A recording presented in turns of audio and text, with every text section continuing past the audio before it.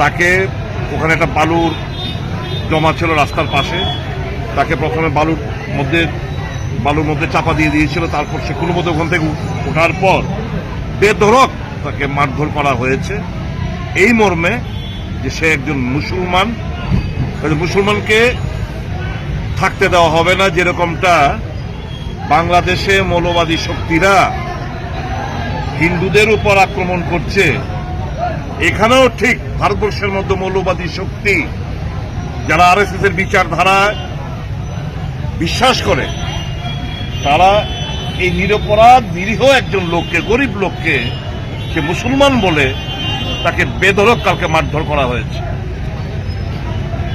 তার সারাদিনের রোজগার, পরিশ্রমের রোজগার 1200 টাকা তার পকেটে, সেই টাকাগুলো পর্যন্ত লুট করে নিয়ে গেছে। খেতে পারছে না, কালকে থেকে দাঁতগুলো সব নড়ে গেছে। এখন সিটি স্ক্যান করে এক্ষুনি হাসপাতাল থেকে এসছে। আর ও ডাক্তারের জন্য অপেক্ষা করছিল, সিটি স্ক্যান রিপোর্টও পাইনি। যে মাত্র শুনেছেন যে আমি আসছি, সে ছুটে এসছে থানা যাবে করে ঘটনার বিচার চাইতে। আজকে এলাকাবাসী বিকালবেলাও এসছে, সকালবেলাও এসছে, এখনো এসছে। শুধু একটাই, যারা দোষী তাদেরকে গ্রেপ্তার করো, দৃষ্টান্তমূলক শাস্তি দাও, যেন ছোঁয়াচে রোগের মতো এটা যেন না ছড়ায়। এটা রীতি টানতে হবে। এই ভারতবর্ষে এরকম ভাবে আমরা এই ভারতবর্ষকে চিনি না, যেখানে ভাষার নামে, ধর্মের নামে, জাতপাতের নামে, কোন অঞ্চলের নামে লোকদের মারবে, খুন হবে। এরকমটা হয়েছিল দেরাদুনে, এঞ্জেল চাকমা, এরকমটা বিভিন্ন জায়গায় হচ্ছে। তো ওই মৌলবাদী শক্তি যারা বাংলাদেশে করছে, এদের মধ্যে আমাদের আগরতলা কিংবা ভারতবর্ষের মধ্যে এই যারাই ঘটনাগুলো করছে, এদের মধ্যে পার্থক্যটা কোথায়?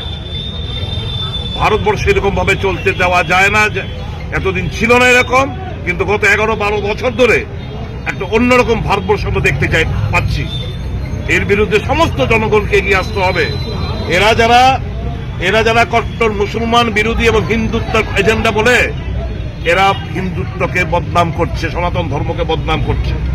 এরা বোঝে না যে আমাদের সেদিন করে বলেছিলাম, এমন কোন বক্তব্য কিংবা এরকম কোন স্টেপ নেওয়া উচিত নয়। সত্যিকারে যদি হিন্দু বিশ্বাস করে, সনাতন ধর্মে বিশ্বাস করে, যেটার প্রভাব বাংলাদেশে গিয়ে পড়বে। এই জিনিসগুলো ইচ্ছে করে করা করছে, যাতে বাংলাদেশের মিডিয়া এই জিনিসগুলো ক্যাপচার করে ওখানে সনাতনীদের উপর আক্রমণ চালানো হয়, এবং এই ভারতবর্ষে ভোটে সেটা কনভার্ট করতে লাভবান হয়। শাসক গোষ্ঠী এটাই চাইছে, মানে মানুষ ওখানে বাংলাদেশ হিন্দুরা মারা যাক, তার ভোট চাই, বিজেপি আরএসএস এর ভোট চাই। কাজেই এই মুসলমানদের মেরে বাংলাদেশের মৌলবাদী শক্তিদের উত্তপ্ত করার চেষ্টা বলে আমরা মনে করি। ঘৃণা জানাই, ঘৃণা বর্ষাই। এই সমস্ত আক্রমণের যারা করছে তাদেরকে আমরা ঘৃণা বর্ষাই, এবং শুভবুদ্ধি সম্পন্ন মানুষ প্রতিবাদ করবে, এগিয়ে আসবে, এবং মানবতা সর্বপ্রথম প্রাধান্য পাবে, এই বিশ্বাস আমরা আছি। আজকে থানাপতি এসেছিলাম বিচার চাইতে, আশ্বস্ত করেছেন যে অবিলম্বে খুব দ্রুততার সঙ্গে তদন্ত চলছে।